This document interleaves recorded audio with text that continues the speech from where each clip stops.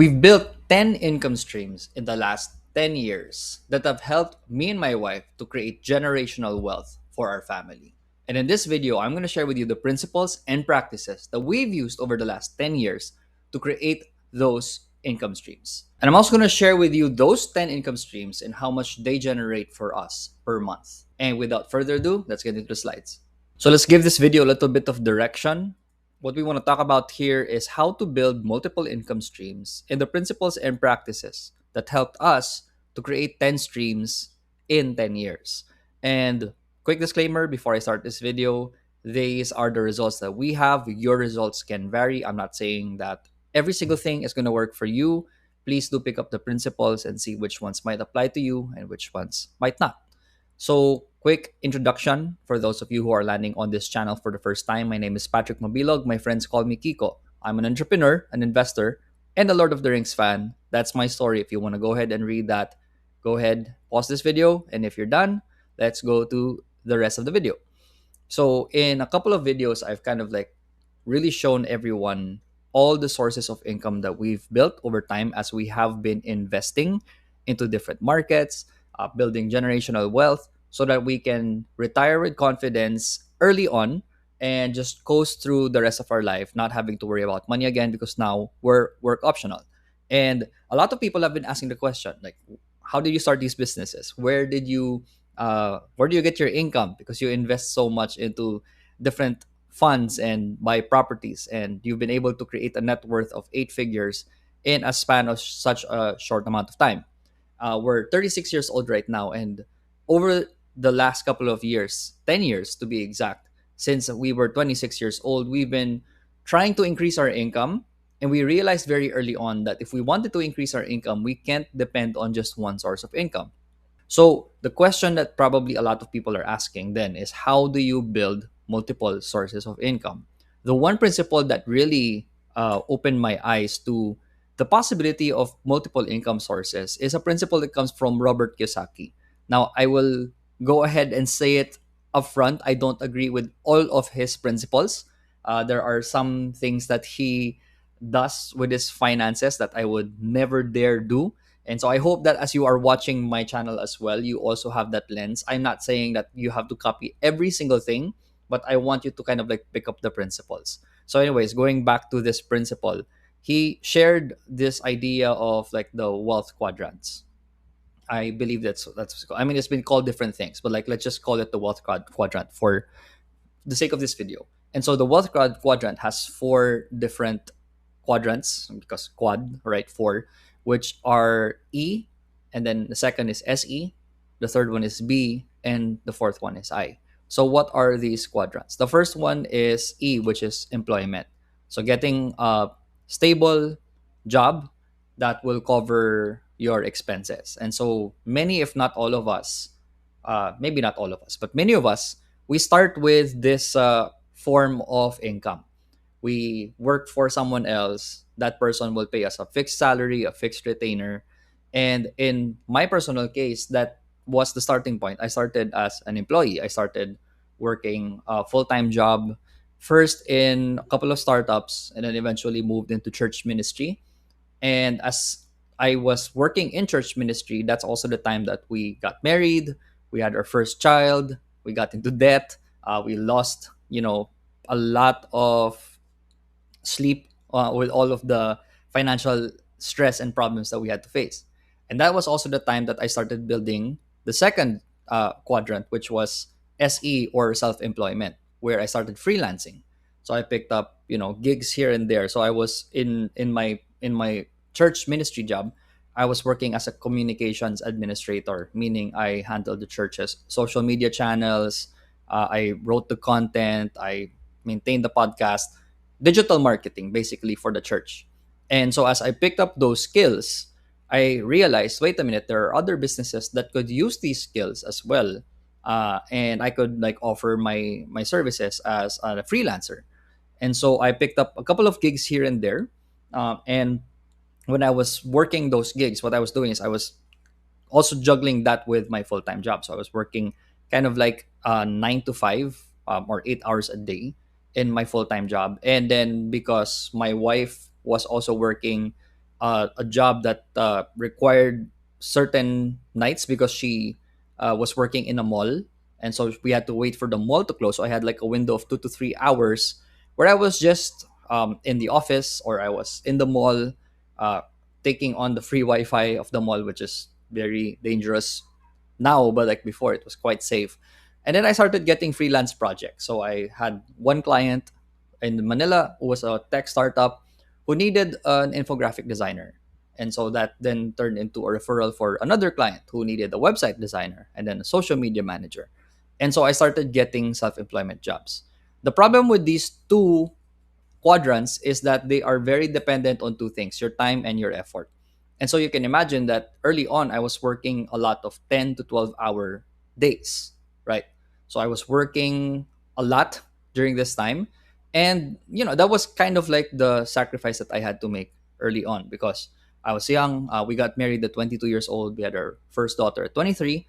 But I was in my 20s. I could kind of like make an effort to work as much as I can and probably sleep very little, which I don't recommend from a health perspective. But that was the sacrifice that I had to make. And then I started to realize, wait a minute, what if I could create other sources of income that wasn't tied to our time and effort? And so this really started back in around 2020, 2021. At this time, we had been freelancing for quite some time. And then I shifted fully into like my digital career. And my wife did the same. She eventually left her corporate job, started freelancing as a social media marketing uh, admin first, as a VA, and then eventually became a consultant. And then we came together and we said, why don't we just put our efforts together and we start a B, which is a business. So we created a marketing agency called Block 10 Strategy.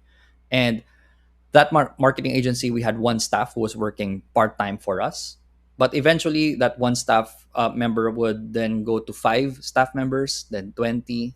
At the peak of our business, we grew to about almost, yeah, more than 20 staff. And then we scaled down a little bit because of AI and we were able to streamline. But now all of a sudden, our business was running even when we weren't. And so it wasn't fully dependent on our time and effort. Meaning, if I closed some accounts, yes, there was some work, but like the proportionate growth of my focus, my time, my effort was no longer 1+1, but now it was like 1:3, where I could spend 1 hour juggling 3 clients because I had a team and a system to help us to really create another stream of income for us. And so while employment and self-employment are very dependent on your time and effort, a business is more dependent on systems and ownership. And so we learned how to build systems over time, which I don't have the time in this video to discuss all of the systems, and I don't think that's really pertinent to the topic, which is building multiple income streams.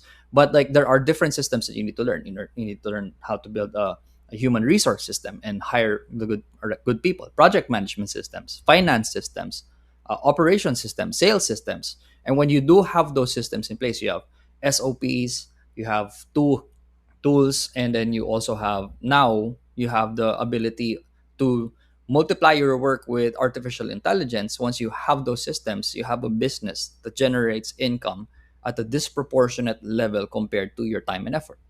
And then that then also goes into the last quadrant, which is I, or investment, where you start investing into different businesses and assets that can generate income passively for you. And so our goal was always to have all four. And until this day, we have all four.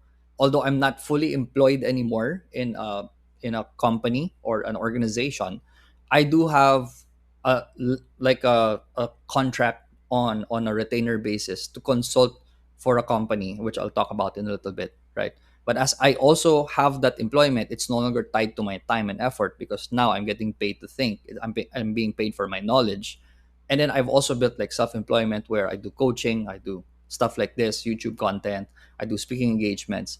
But I also have a business that I co-run and co-own with my wife, which is Block 10 Strategy, a marketing agency. And we have multiple investments that we have made over time that now generate passive income for us. So there are 3 stages really when it comes to building multiple streams of income. And The first stage is the stability stage, where your goal is to kind of stabilize your revenue, right?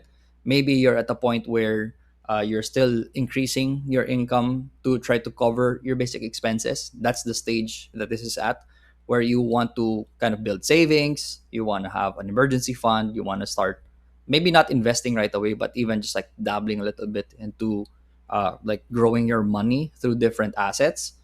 And then the second stage was optimizability. You want to shoot for a time and a season where you can optimize, where your focus now is how can I increase my hourly output, meaning how much I earn every hour that I do work, and then also creating productivity systems in your life where you're not procrastinating as much.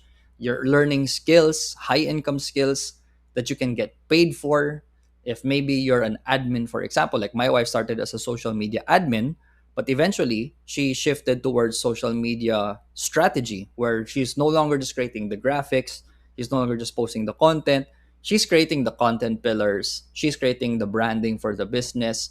And now that's what she handles for our company. She takes care of like all social media aspects, and now she's training people to edit the videos, to write the content, and manage that team. So that's kind of like the point, right? And that also kind of like also actually kind of like stepped on stage three a little bit here, where you're now trying to scale that portion, where when I mentioned my wife has been training people, that's the scalability part of the business. So what are you trying to achieve at these stages of income growth? So the first stage, what you want to do is you want to build your E and your SE. So you want stability, and so you want an income source that is stable, that is not come and go. So I think that especially for freelancers, for virtual professionals, that's kind of what you want to shoot for, because you want to find a client that is quite stable. They're not in a high growth, high volatility situation like being a startup, where you don't know for a fact if the business is still going to exist. You want to find a company that's a bit more stable. So whether it's an industry that's more stable, like right now as I record this, the medical VA industry is kind of like the way to go, because there's a lot of demand for that. And then you also want to create self-employment income that's also stable, right? For optimizability, now you start trying to shoot for building your first business or businesses, but ideally you start with one. And then with scalability, your goal here is a little bit of B, business, and a little bit of I, investment. So the question is, what are the constraints then? Why can't we achieve the stability, optimizability, and scalability? For stability, what a lot of people really struggle with is finding the right opportunities. Where do I find clients? Where do I find a job? How do I grow? Opportunity. Obviously, there's no uh, grammar check on Miro. Opportunity. But going back, you're looking for an opportunity to either get income or grow your income. However, like I said, right, with stability, many times your time and effort is what's driving the growth, and there's always going to be a cap on your time and a cap on your effort, because you only have 24 hours a day, and you can probably sacrifice a little bit of sleep here and there, but maybe you're going to have like 16 to 18 hours. And of course, you're not going to want to work all of those hours, especially if you have a family, if you have kids, if you want a life, a social life. But there are opportunities still. There is a season in your life where you have to sacrifice a little bit of comfort so that you can be a bit more stable. With stage two, optimizability, the biggest constraint here is again time and effort, because now what you're trying to do here is you're trying to create an income source that's no longer tied to you. And the way that you optimize that is you, like I said, create systems. You probably want to start a business that can like scale without you. So in our case, for example, marketing agency, we found other people who could we could train, and we created systems on how to grow that business. And there are so many other businesses. I like business ideas, like if you want to start a cafe, which I've tried in the past. I'm no good at it, but I mean, if you're passionate about that, then you want a cafe where you don't have to work as the barista, the cashier, every single day. You want to train people. You want to have systems in place. And people come and go, and so you want to have the SOPs as well, where if someone does resign from their job, someone can just come in. There's already a documented process that they can follow. They can be trained in the shortest time possible, and then the business will continue even with the new like manpower. And so when you get to stage three, the constraint now is, how do you repeat? How do you create another system and another system where now you have other sources of income and you don't have to be as involved anymore? So the solution, how do you build these three stages? The solution to the first stage is, you need proof. If you have a more service based career ahead of you, then you need a portfolio of clients that you've worked with. If you have like a product, then you definitely need customers, reviews, testimonials. But you want to prove essentially that people can trust you and what you're currently building. And a lot of people really skip this step. They think, oh, I just want the money. And so if you kind of like just fake it till you make it and start to think about the profit right away without the proof, then it's going to be a whole lot harder. Because like, we're in a time and season right now where we really need to build a personal brand. We think the personal brand is having, a big following, a YouTube channel, and so on and so forth. But it's not. I mean, it's just what people say about you when they talk about the work that you do. And so you want people to say good things. And for people to say good things about you, you need to put out good work. And so in a season where stability is the priority, you need to build proof by creating high income skills that generate results for people. You can't be the person who goes and begs for jobs. You know what I mean? Like, you're always like saying, "Oh, could you employ me because I'm having a hard time." Uh, I'm sorry, by the way, if you are having a time. I mean, I really feel for you. I've been in a situation where times were tough financially, but you can't wait for people to save you. You can't be the victim in the story and say, "Oh, I need someone to come and rescue me from the situation." You have to rescue yourself by doing good work, by putting your head down and working hard and trying to get results. It's probably going to suck at first. You're going to suck at first. I sucked for a very long time in the field that I was at, communication, like marketing, all of that. I had really bad results. And so what I did was, I just continued to practice. I continued to build my skill set. And if you're at that stage where you haven't found that stability, maybe the question you need to ask yourself is, do you have the proof? The second stage, now you're when you do have proof, now you need to start focusing on productivity, trying to get as much work as possible in the shortest time possible. There was once a time when I was like a full-fledged copywriter, and there was, a season where I would probably be able to complete a 500 word article in 2 to 3 hours, which is a lot of time because I could probably have spent that, doing other things. But over time, as I optimized my workflow, I learned how to write faster and write better content. Now I wasn't just creating 500 word articles in an hour or less. I eventually got to 1,000 words in an hour or less. And more importantly is, I started writing content that was actually generating sales for people. I was writing copies for landing pages, for blogs that were generating thousands, if not tens of thousands of dollars per article for my clients. And so now, because I could do it faster and I could get better results, my hourly rate for, well, I didn't charge per hour, I charged per output, right? But one article, 1,000 word article, I used to charge $1, like, so that's like 50, 60 pesos. But at this point right now, for an article, I can charge anywhere between 6,000 to even 60,000 pesos for the same 1,000 words. Why? Because people are no longer paying me just for the effort and the time. They're paying me for productivity. How fast can I get it done? Because if it's done faster, people are going to pay more. And how much results it's going to get. So I've written articles that have generated tens of thousands of dollars for clients. And now there's AI to help you with that workflow, right? Which probably is another video altogether. And the last stage is process. You want to have processes in place, systems, like I mentioned, right? Hiring systems, a workflow for you to kind of like duplicate your efforts. So, like the writing example that I shared, for instance, I don't take care of all the writing anymore. I have a junior copywriter that helps me generate the first draft.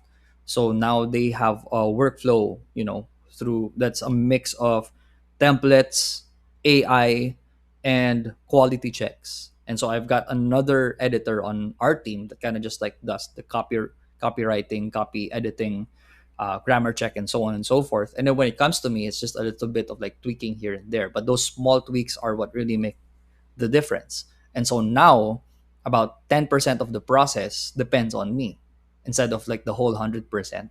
But now I'm able to scale that effort because there are processes in place. So again, that's just my example. So for your business, for your industry, you have to think for yourself what those processes might look like. What are the parts of your workflow that take the most time and effort? They could be administrative, repetitive work, or something that doesn't really require a lot of thinking. And so you can focus on the thinking and strategy side and then outsource the rest to someone who can help you save time and energy. So now the part where I talk about all of our income streams. And so we've developed, like I mentioned, 10 income streams over the course of the last couple of years. The first income stream is salary, which I mentioned. I'm currently getting paid a retainer to work as a chief of staff for a company, which is the company owned and run by Chinkee Tan, the wealth coach, who has also been my mentor. So you probably watch our YouTube interview. We had two, and I'll probably put that in description if you want to check out. But I talked about like the time that I've spent working for him, and so the reason why I still work for him, number one, stability, because I still get a fixed kind of like retainer slash salary, but also because I can kind of just get some tips and practices for him. And I also believe in the mission as well of helping more Filipinos to experience financial freedom, which is also why I created the Financial Independence channel, right? And so the second one is our marketing agency, which is our probably it's the biggest actually source of income, which I'll kind of share in a little bit. And then we also have I have a coaching business where I do coaching for clients. I coach people in the area of business growth, finance, content strategy, where I'm no longer using our marketing agency, so we don't like do the service ourselves. I just give direction and give advice as needed. And so they already probably have their own internal teams to kind of run the business for them. So I just come in and say, oh, why don't you do this? Why don't you do that? I think that this is a good idea. This is not a good idea. The next is digital products. So I just launched an online course as well, link in bio if you want to check that out, helping people to experience financial independence as people who are earning income as Filipinos. And I also have ad revenue in YouTube. And so if you've been watching the YouTube videos, thank you so much for all of your support. It's not as big, by the way, but it's still something. It helps me to, well, I don't really do this for money, but like it's a good added bonus. And then I also earn from commission. So like I also have built partnerships with people strategically in our marketing agency and also through my personal brand where I might not do the work myself, but I do kind of like say, because I've also like met other experts in other industries, real estate, insurance, wealth management. And so every single time I send work their way, I get the commission. And that's kind of been a bit more stable than before. And we also have rental income from properties that we've invested in that are now generating semi passive income for us. So we have two properties. And if you want to check that out, there's another video about our uh, property investing strategies. We also earn through capital appreciation. This one is, technically it's income coming in every, maybe not every month. We don't feel it as cash, but it's still something that we earn, right? So our properties, the stocks that we earn, they continue to grow in valuation, and some of the businesses as well that we run, they grow in valuation, and so as that appreciates, so does our net worth. We also earn dividends through investing in ETFs, bonds, stocks. And lastly is some royalties. So I wrote a book a couple of years back called Break Conquering Burnout with Sabbath Rest, which was done with a publisher. I'll also leave the link in the description if you want to check that out to kind of like help professionals to avoid burnout.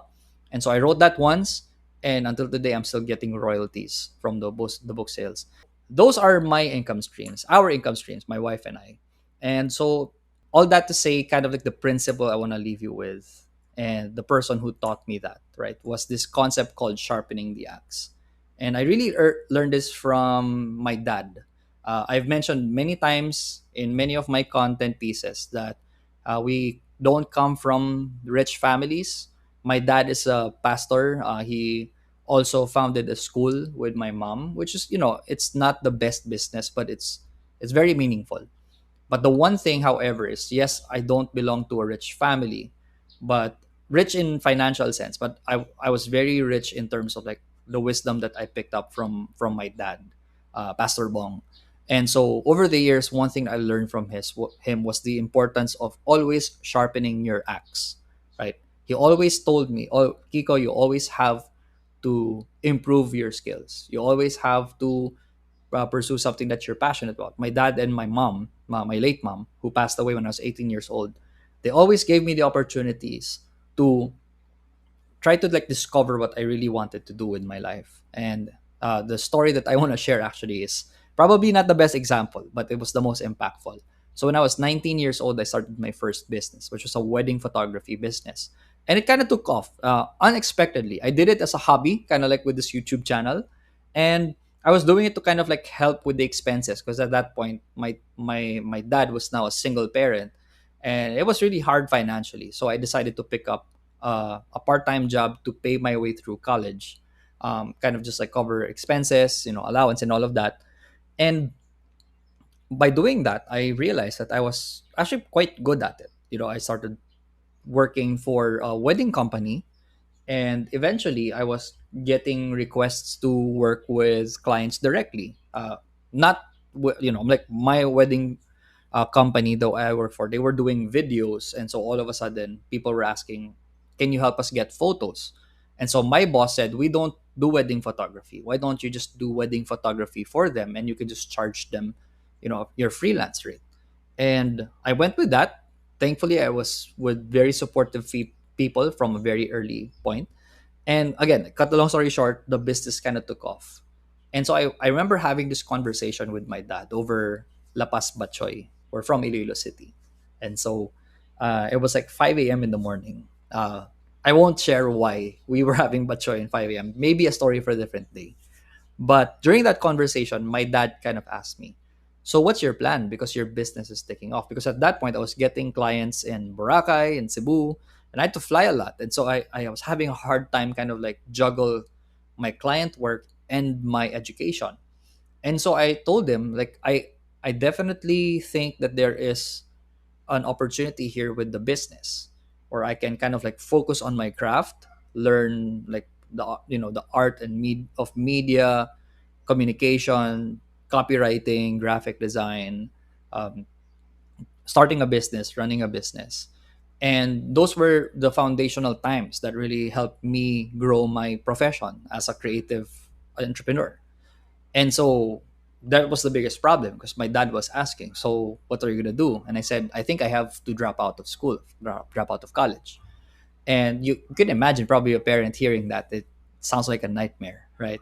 And for good reason, because you only want the best for your children. And my dad, he always has this line that he tells me and my younger sister. He's been telling us this ever since we were little: take risks. And he kind of just like said to me in that conversation, "Then take the risk, right? Go ahead and take risks." And the reason why I share that story is because it's that same mindset that helped me to sharpen my axe. And so the concept really there is that you can think of your income generating skills as an axe, right? And like an axe, there's a purpose to that axe. There's a purpose to your skills, which is to for an axe, it's to chop down wood. For your skills, it's to generate income. And we think that if you want to generate more income, you just have to use the axe more. You use your skills more. You just chop down the tree, chop down the tree. And I realize now that that's not the most effective way for you to generate income. Because what if your axe isn't sharp? And so that's the concept of sharpening your axe, where you take an axe before you start cutting down trees, you need to sharpen your axe. In the same way, when you are picking up skills to generate revenue, most of our time we spend just using the skill. We get a job, we start a business, but we don't really spend time with education. Now that might sound a bit counterintuitive because I left my education, my formal education, which was my college degree. But by doing that, I put myself in a world of entrepreneurship where I learned so much more skills relative to the work that I was doing, by the way. So I'm not saying that you drop out of college. It really depends on your industry, right? That's not the point of this story.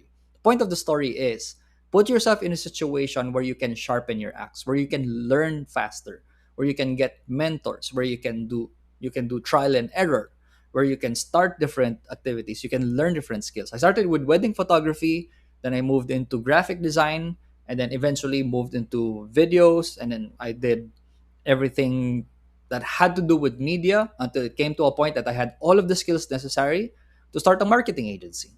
And so that only happened because my dad, encouraged me to sharpen my axe, to learn new skills, to pick up different talents here and there, not just on the creative side, not just on the client fulfillment side, but everything from running your business, hiring people, managing your finances, acquiring assets, and all of these things, simply because I was taught how to sharpen my axe. And so the reason why I started this channel is because I want you to sharpen your axe as well. I want to help you sharpen your axe. And so if whether it's with investments or business or creating income streams, I hope that you take all of these ideas, these principles, and treat it as sharpening your axe, where you're just getting information, you're finding out how you can implement it in your personal context, in your personal scenario, and then make your life better. Because if you do that, then you can just build more wealth for yourself that will not just benefit you, but generations to come. Arguably, one of the most important generational assets that I picked up was my mindset, and it came from my dad. And hopefully, I can share that with all of you as well. And so that's it for today's video, and I'll see you next time around. Bye.